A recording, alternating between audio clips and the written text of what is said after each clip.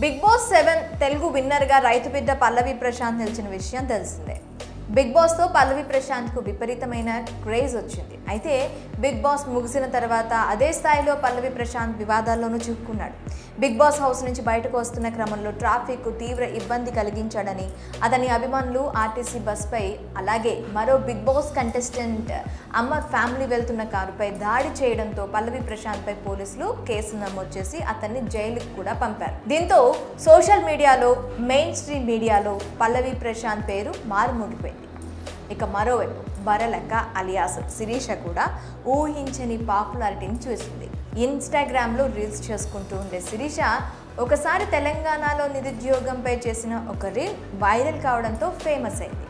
అక్కడి నుంచి బరలక్కగా ఆమెకు సోషల్ మీడియాలో క్రేజ్ వచ్చింది.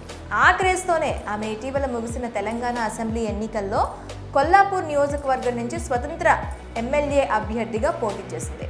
ఆమెకు దాదాపు 5,000 పైచీలు కోట్లు కూడా వచ్చాయి. ఎమ్మెల్యేగా ఆమె పోటీకి దిగడంతో 2 తెలుగు రాష్ట్రాల నుంచి ఆమెకు మద్దతు లభించింది.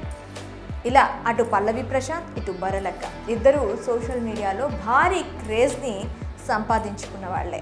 అయితే ఇప్పుడు వీళ్ళిద్దరికీ సంబంధించి ఒక కామన్ విషయం వైరల్గా మారింది. అదేంటంటే వీరిద్దరూ త్వరలో పెళ్లి చేసుకుంటున్నారనే వార్త సోషల్ మీడియాలో దావానంలా వ్యాపిస్తోంది. కానీ దీనిపై ఎలాంటి అధికారిక ప్రకటన లేదు.